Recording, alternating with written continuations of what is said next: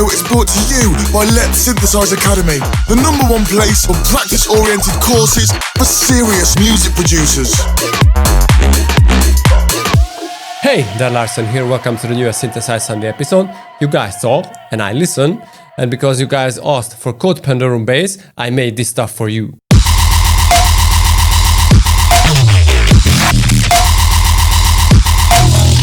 Don't forget that, like always, you can download this preset from my Patreon, link below, but next week I'm going to have a very cool freebie for you guys, so stay tuned. Okay, so we are talking about this bass sound.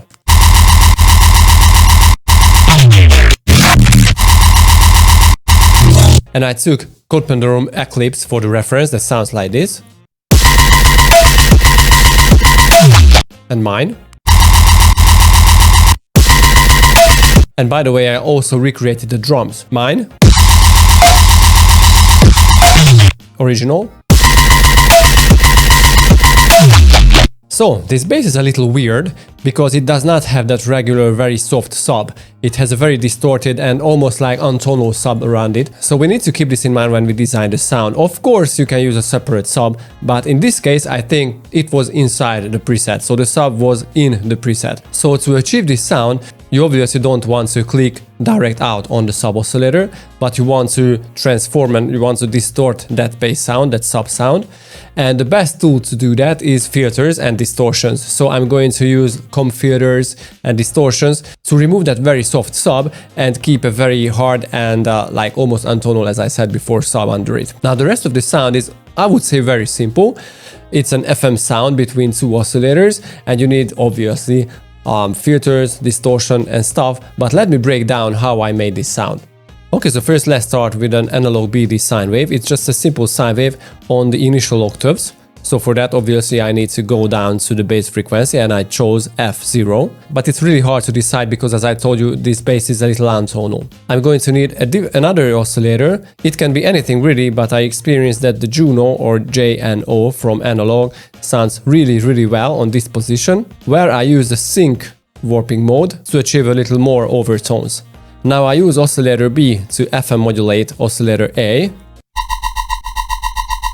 This is the pure sound. Now it almost has the tone, but we are very far from it. Also on oscillator A, I added 7 voices of unison and I cranked up the octaves to +4 and +6 semitones. This will give the FM tone to it that we are looking for. And it is not that important, but I always love to pull down the random button on both of the oscillators. So this way I have total control over the voices and over the movement of the sound. I also chose to add a noise oscillator.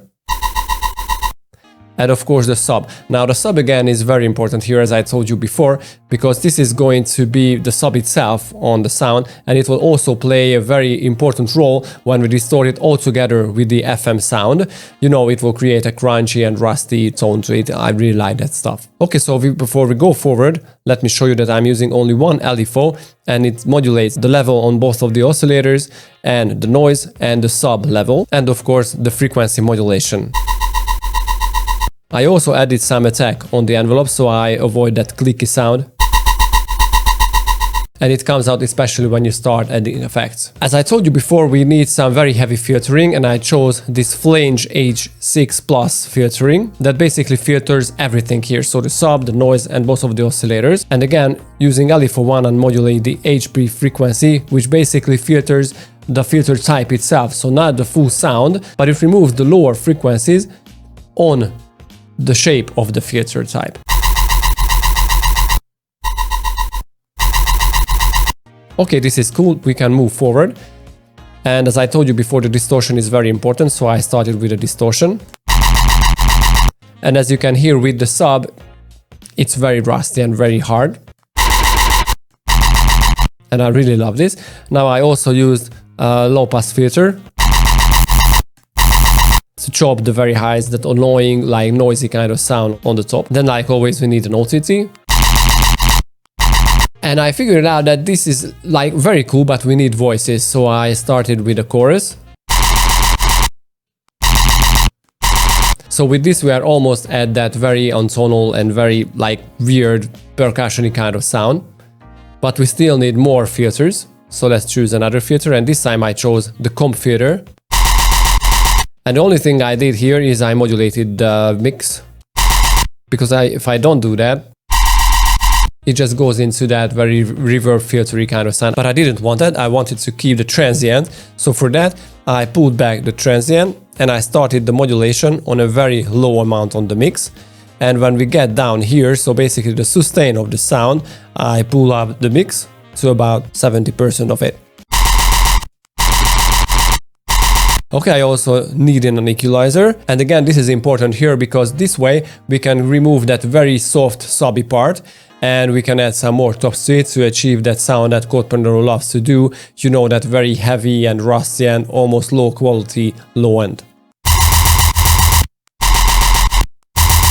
And if you want, you can add some more voices using the hyper dimension. But actually I didn't like that, so I just deleted that. Okay, let's go forward with the effects. So I activated this EQ where I pulled back the middle bass frequencies, and that is because we made a very untonal and very hard sounding sub, but we still need to pull back the middle bass frequencies that are very bad for the ear, so we don't like, human ears don't really like that. And at the same step, I wanted to add more sub to it. So this way we can create a very nice balance between the hard, untonal and rusty sub with the soft, so this will sound great. And I also pulled back the middle high frequencies that are very annoying, especially coming from distortion, and the very tops, so it is important doing all these steps. And the saturator to the end to add more boost to it. And now all together with the drums and with other basses.